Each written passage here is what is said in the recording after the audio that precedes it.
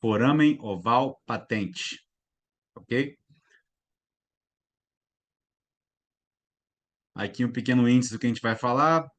O FOP em si, a prevalência, porque o FOP pode ser um problema, diagnóstico de AVC, que é vinculado à FOP, papel do eco no diagnóstico, o FOP e o AVC, o FOP e a enxaqueca, opções de tratamento, dispositivo, seleção do dispositivo, especificações do dispositivo, estrutura da prótese e um videozinho.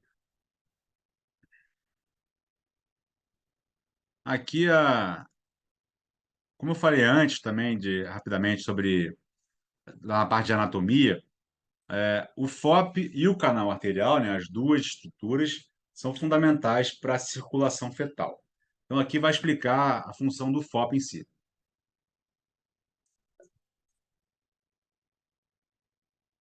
Bom, o bebê respira, os pulmões então se enchem de ar. O sangue flui do ventrículo direito para os pulmões.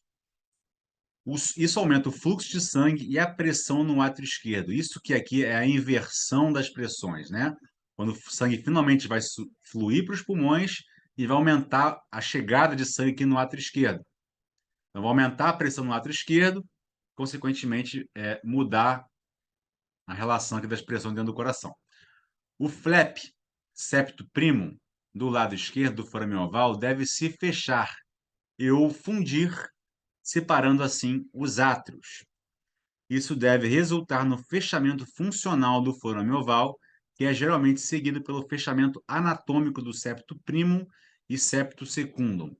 O septo primum é esse que vem de baixo. O septo secundum é o que vem de cima, tá certo? Eles têm esse túnel, essa comunicação que é fundamental na circulação fetal, porém, com a inversão de pressão, esses septos são, digamos, pressionados um contra o outro, fazendo fechamento anatômico e em seguida fechamento funcional. Desculpa, primeiro fechamento funcional e seguido anatômico. Todo o sangue agora flui através dos pulmões, partindo do ventrículo direito.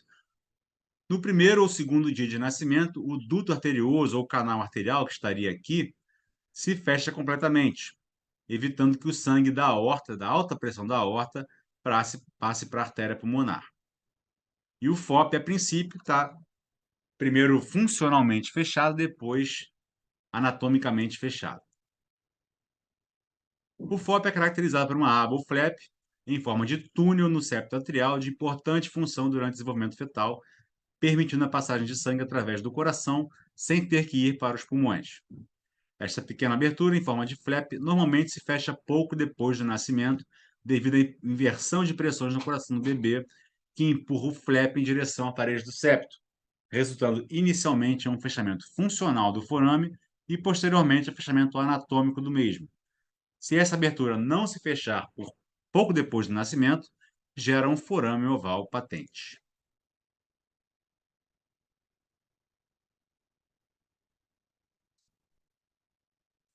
Aqui um videozinho ilustrando o que seria o problema do FOP, digamos assim, certo? Aqui o átrio direito, com tromboembolias, e o FOP está aqui, e às vezes permite que um êmbolozinho passe para o lado esquerdo, e esse êmbolo agora tem caminho livre para parar em qualquer artéria do corpo. Esse seria, de maneira genérica falando, o AVC isquêmico causado pelo FOP. E aqui já é, digamos, o tratamento, né? Não muito diferente de um CIA, passa o guia, libera o disco esquerdo, retrai o sistema, libera o disco direito no átrio direito, confirma se está bem posicionado, libera a prótese e assim encerra o procedimento. Normalmente, é um procedimento rápido, certo? E agora os trombos não têm mais caminho livre para passar para o lado esquerdo do corpo, do coração. Prevalência. Os FOPs são muito comuns, aparecem mais ou menos em torno de 20% dos adultos, 20 a 25%, mas são assintomáticos, ninguém sente que tem um FOP, né? E, portanto, não diagnosticados. Estudos de autópsia mostram uma prevalência de 27% de forame oval patente na população. Essa diferença entre dos que aparecem e a prevalência de fato se deve à capacidade de visualizar diretamente o FOP. Às vezes ele é difícil de visualizar, certo? E na autópsia é mais fácil de verificar. Bom, por que o FOP pode ser um problema, né? Se um quarto da população mundial tem FOP, você imagina, todo mundo estaria tendo AVC por causa disso, se isso fosse sempre um problema. Graças a Deus não é. Bom, estão me ouvindo aí?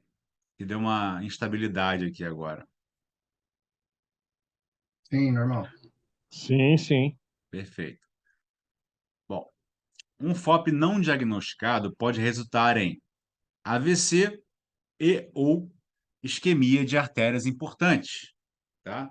O AVC, digamos, é um dos piores problemas, digamos assim, porque a sequela é automática e se o paciente se recuperar, né, pode ficar com sequelas graves aí pelo resto da vida.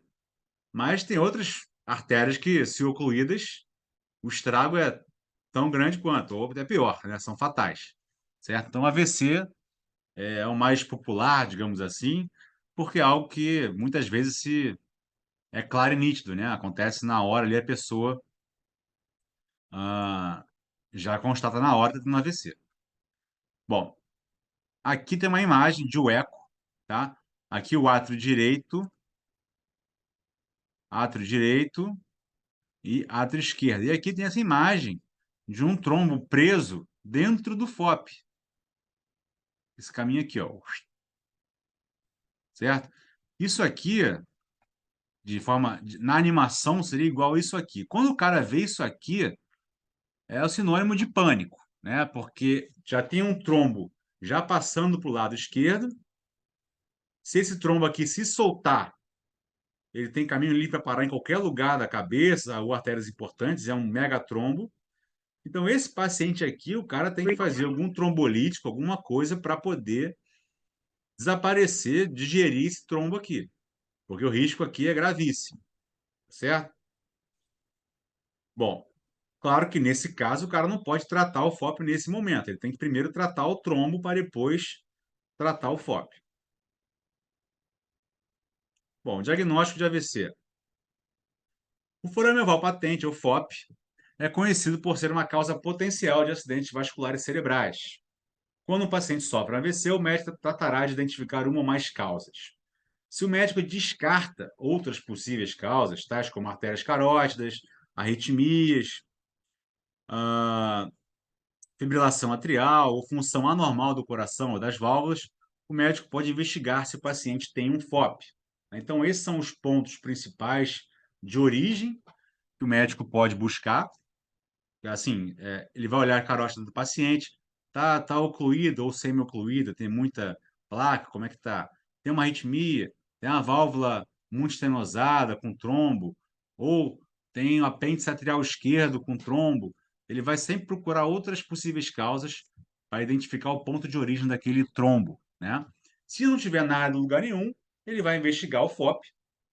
Aliás, ele sempre investiga se tem um FOP, na verdade, né? Mas ele vai sempre olhar qual é o provável culpado da origem daquele FOP, né? Então, falando de AVC, tem dois tipos principais de AVC, o isquêmico e o hemorrágico. Quando a gente fala de FOP, a gente fala sempre de AVC isquêmico, certo? E o AVC isquêmico pode ser por doença aterosclerótica ou por embolia. No caso do FOP, seria por embolia.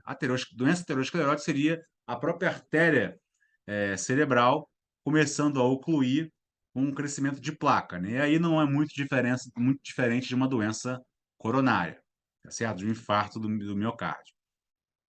Bom, esse êmbolo pode se originar em alguns pontos, como eu falei, qualquer um desses outros lugares do coração ou até na carótida. Seguindo.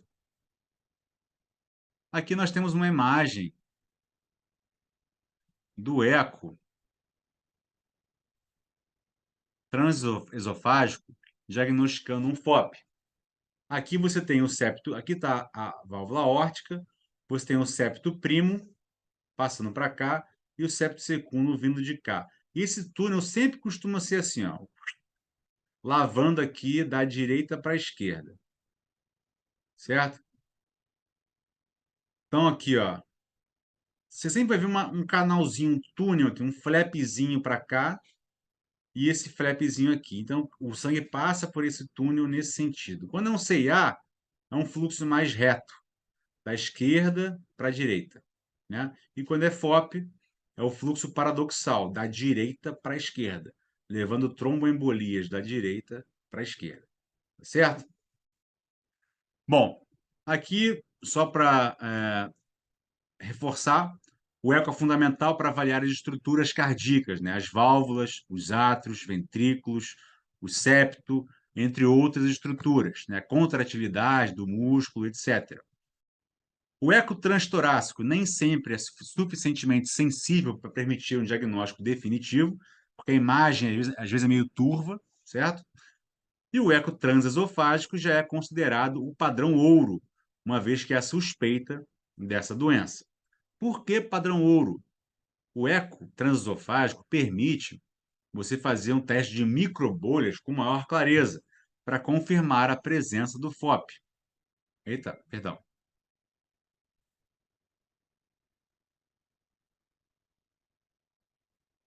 O que é esse teste de microbolhas, né? Uma combinação de solução salina com uma pequena quantidade de sangue e ar, até muitas vezes, ou às vezes bota só médico, bota só sangue com soro, e eles agitam naquele three-wayzinho antes de injetar direto no átrio esquerdo do paciente através de um catéter, certo? E quando você visualiza isso, você vai ver o átrio esquerdo lá, o átrio direito cheio de microbolhas. E aí, então, que o médico realiza a manobra de Valsalva, certo? O que é essa manobra de Valsalva? É basicamente quando o médico equaliza as pressões do coração. Como que ele faz isso?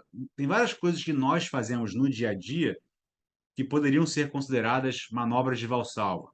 Por exemplo, quando você tosse, quando você faz força para levantar peso e trava o ar. Tudo que você faz travando o ar, fazendo força, você está realizando uma manobra de Valsalva, você está equalizando as pressões dentro do coração. E quando você equaliza a pressão dentro do coração, ou seja, a pressão do lado esquerdo, do átrio esquerdo, deixa de ser maior do que a pressão do átrio direito, você permite esse fluxo direita-esquerda, né? Você permite esse fluxo paradoxal direita-esquerda, tá certo? Então, a manobra de Valsalva é isso. Como é que o médico faz isso dentro de sala? Ele pode fazer uma pressão na região do fígado do paciente e depois soltar, certo? Ou ele pode também fazer travar a respiração do paciente, né? Na máquina, para que o paciente trave a respiração com uma pressão positiva e aí sim também equaliza as pressões dentro do coração. Essa é a manobra de Valsalva. A manobra de Valsalva é o que permite que as microbolhas, né, da solução salina com sangue, injetadas no átrio direito, possam passar para o lado esquerdo através do FOP durante o diagnóstico, certo? Essa é a forma que o médico constata. Tem um FOP aqui. Às vezes Falhou um parece que pouco, tem um Gabriel. FOP. Oi? Alguém falou alguma coisa? Às vezes parece que tem um FOP, porém não tem o FOP. Por isso que o teste de Gabriel, microbolhas é tá fundamental. picotando, então tá difícil de entender. Continua picotando ainda? Qual parte que vocês não pegaram aí? A manobra toda. Então vamos lá. Manobra de Valsalva. Manobra de Valsalva é basicamente quando o médico mistura uma solução salina com o sangue do paciente e até com um pouquinho de ar, 1 ml de ar, e fica misturando isso com 2 seringas, tá? Num three-way, antes de injetar através do catéter no átrio direito do paciente. E a manobra de Valsalva em si é quando o médico equaliza as pressões dentro dos átrios. Como eu estava falando antes, tem algumas coisas que a gente faz ao longo do dia que nós equalizamos as pressões dentro dos nossos átrios. Por exemplo, tossir, fazer força, prendendo o ar, né, levantar peso. Tudo isso você está, de certa forma, fazendo uma manobra de Valsalva, equalizando as pressões do coração e permitindo, se tiver um FOP, um fluxo direita-esquerda, tá certo? Esse fluxo paradoxal da direita para a esquerda. Então, dentro de sala, como é que o médico faz isso? Ele pode pressionar o paciente na região do fígado e depois soltar, né? Então, na hora que ele injeta aquela solução de sangue, soro e ar dentro do ato direito, ele está pressionando o fígado e aí solta.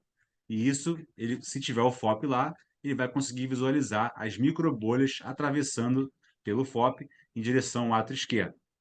Outra coisa que ele pode fazer é travar o ar do paciente com a pressão positiva, e isso também equaliza as pressões dentro dos átrios e permite o fluxo da direita para a esquerda através do FOP. Tá certo? Então, isso é a manobra de Valsalva. É injetar microbolha no átrio direito, fazer equalização das pressões do coração e visualizar o fluxo das microbolhas através do FOP do átrio direito para o átrio esquerdo. Certo? Isso tudo é visto pelo eco. O operador injeta as microbolhas de solução e todo mundo olha para o eco para ver se essas microbolhas vão passar para o lado esquerdo. Certo?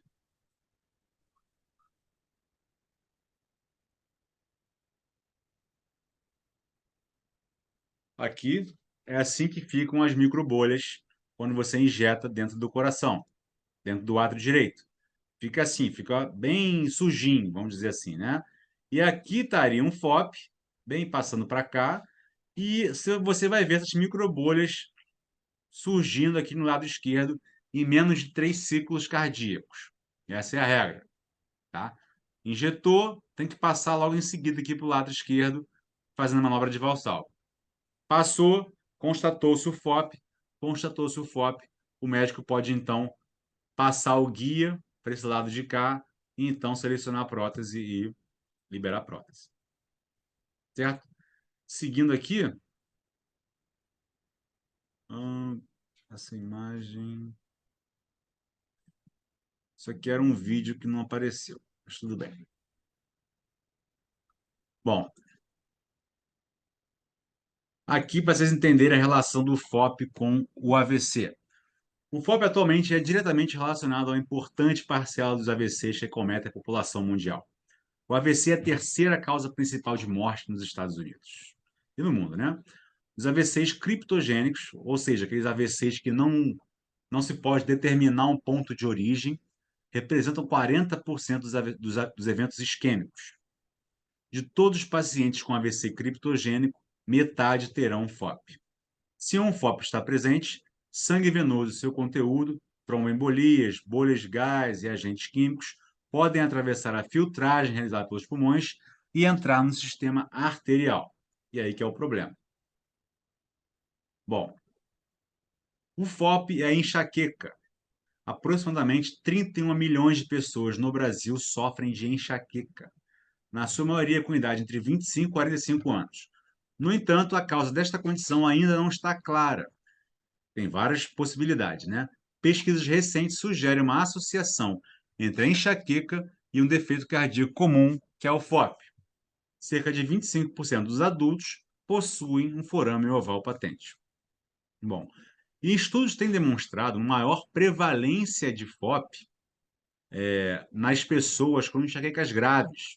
Ou seja, você sofre mais de enxaqueca do que a média que sofre de enxaqueca, é mais provável que você tenha um FOP. O que leva alguns pesquisadores a pensar que as enxaquecas podem ser provocadas por pequenos coágulos ou substâncias que chegam ao cérebro através de sangue não filtrado. Ou seja, é como se fossem micro-AVCs, né? Aquelas microtromboembolias que vão parar nas microarteríolas da sua cabeça e vão, assim, causar pequenas isquemias transitórias. E, com isso, dor de cabeça. Tá certo? E aí, opções de tratamento para quem tem FOP, certo? Tratamento medicamentoso com antiplaquetários, exemplo, aspirina ou anticoagulante, com exemplo, a varfarina. Basicamente, para o cara tratar assim um FOP, ele vai ter que tomar anticoagulante o antiplaquetário pelo resto da vida dele, para, digamos, pelo menos garantir que ele não vai ter nenhum problema de AVC por causa do FOP, tá? Opção 2 é o tratamento percutâneo transcatéter, é onde nós entramos. E opção 3 é o tratamento cirúrgico. Peito aberto, passa a faca, e aí o médico vai lá com circulação extracorpórea, dá um ponto e fecha aquele FOP. O tratamento visa prevenir a recorrência de episódios tromboembólicos, tais como acidentes vasculares cerebrais. Perfeito?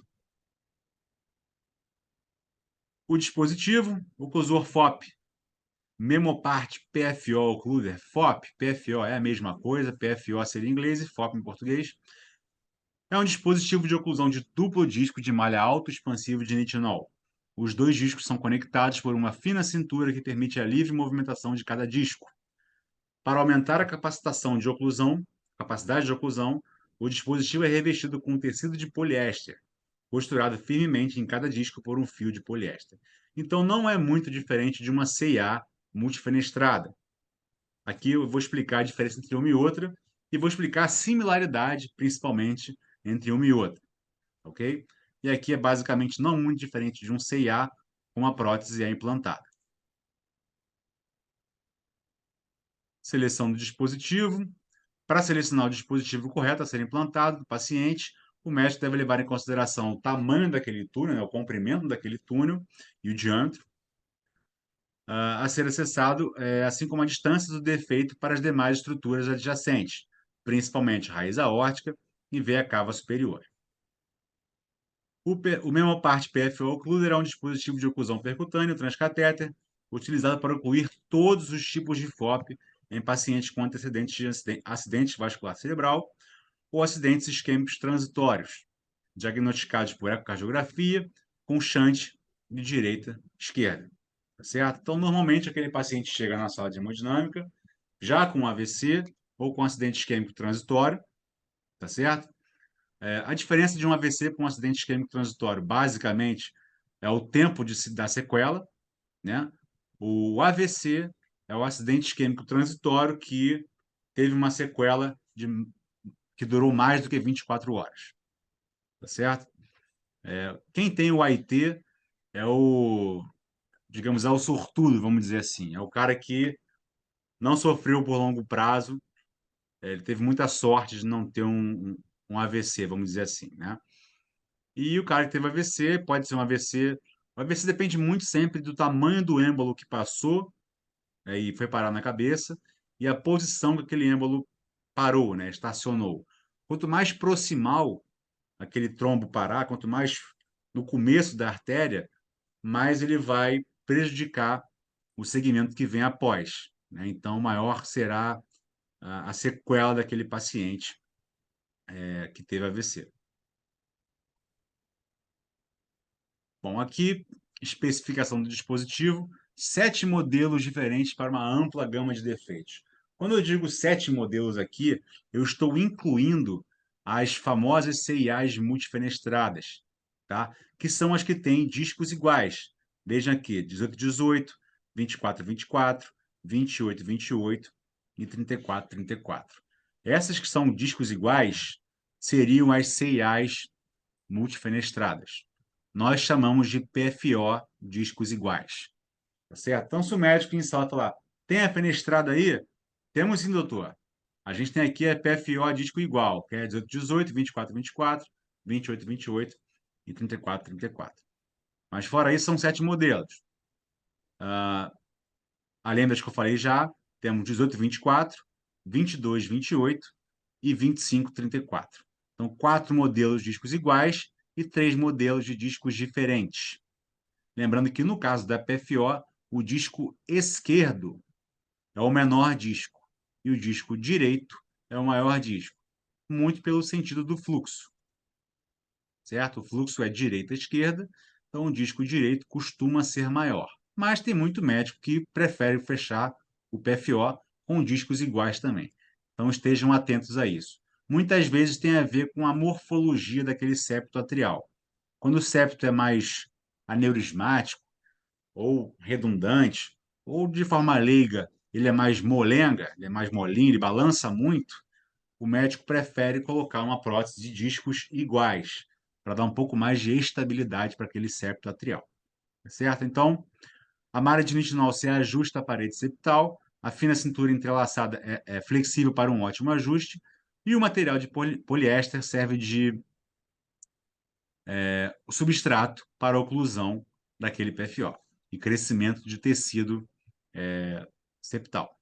Ok? Estrutura da prótese. Estrutura típica. Diâmetro, essa aqui é a PFO clássica, tá? Vamos lá. Diâmetro da estrutura de conexão é o A. Então, o diâmetro da prótese não é o que importa, que o diâmetro da estrutura de conexão. Não interessa, certo? A PFO, as referências, assim como a CIA multifenestrada, são os discos. Por isso, 1818, 1824, 2228 e assim por diante. Aqui o B, vocês têm a referência do átrio direito. Desculpa. Aqui está invertido, tá? Não está certo, está certo. O B, referência do átrio direito, que é o disco maior. O C, a referência do átrio esquerdo, o disco do átrio esquerdo. E o H é a altura da conexão, a altura dessa cintura aqui. E aqui, para deixar bem claro, CIAMF igual a PFO, discos iguais. Ok? Para que não haja dúvidas.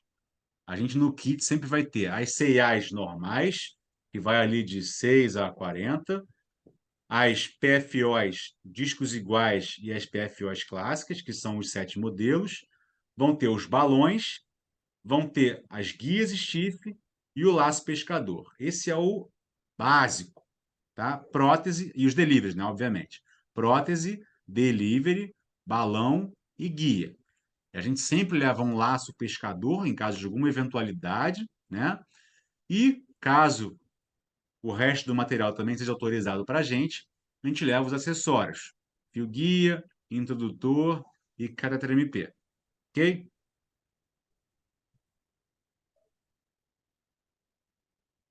Vamos lá.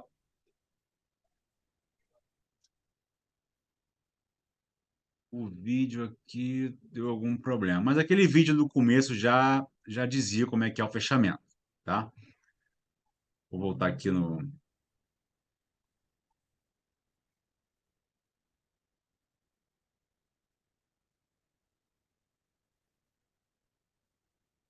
Pessoal, alguma dúvida até agora aí de PFO?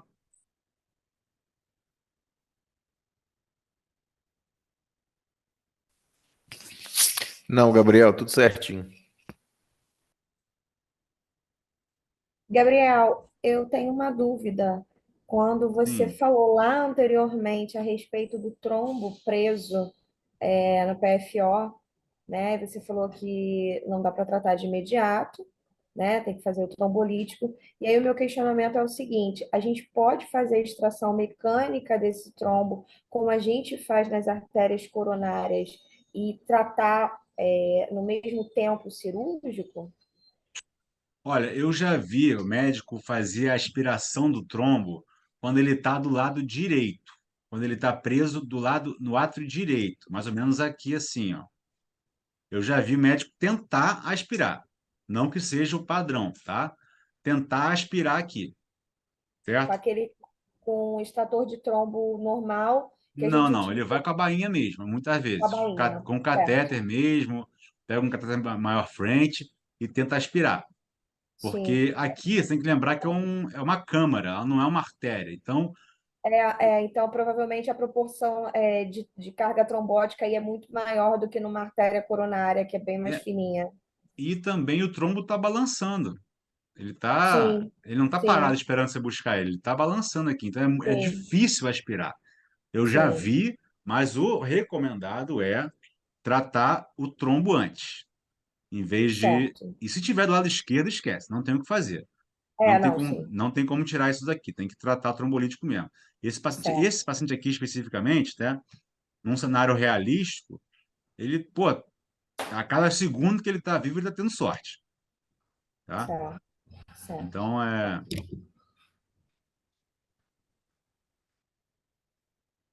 Gabriel, eu tenho uma dúvida aqui também. Diga. Com relação à escolha do dispositivo do PFO, que eu sei Oi. que é mais subjetivo do que a da CIA. Eu tenho alguns clientes que levam em consideração o tamanho do túnel e escolhem um disco que seja o dobro, assim como também tenho clientes que levam em consideração a abertura do túnel. Mas existe alguma orientação da indústria enquanto à escolha do dispositivo? Olha, Aline, sinceramente, eu também já vi de tudo. Normalmente, quanto maior o túnel, quanto maior o comprimento daquele túnel, mais ele vai querer uma prótese maior, tá certo?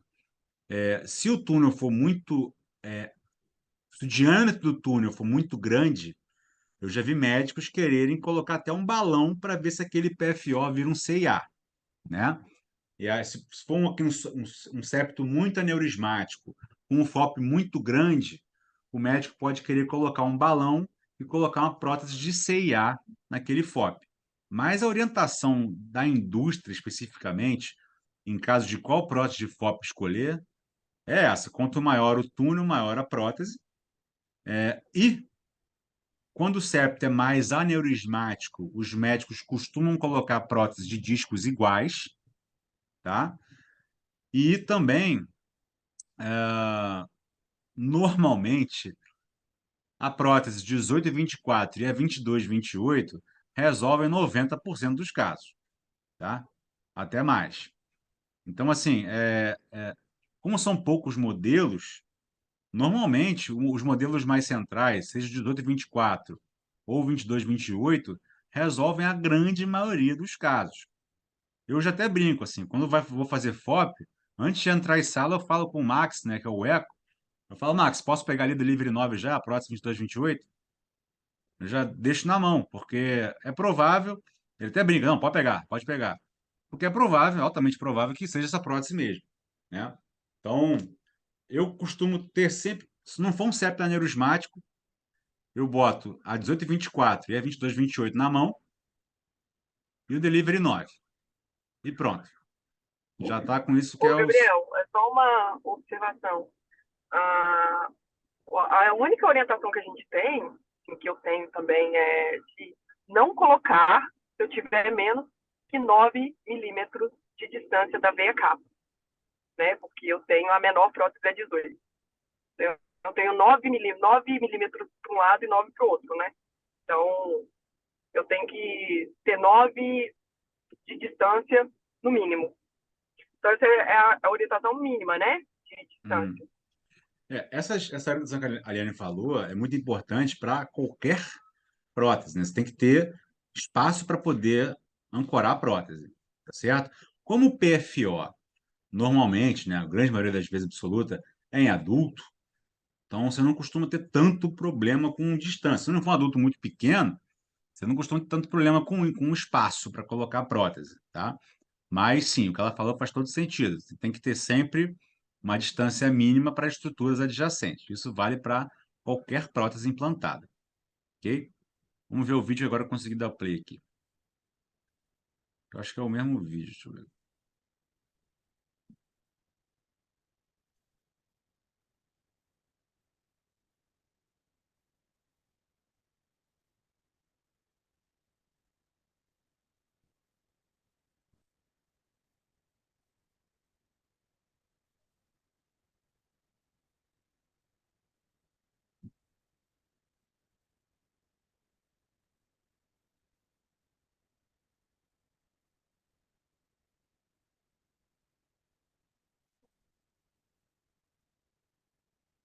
Diagnosticou-se o FOP, atravessou com guia o FOP. Repara que o FOP é diferente de um CA. O CA seria um buraco aberto. O FOP ele tem esses flaps, né? Atravessou com guia, atravessa com catéter, libera o disco esquerdo, traz até o septo atrial, libera o disco direito, confirmou para o eco, libera a prótese. Não é exatamente assim essa imagem, não, mas serve como ilustração.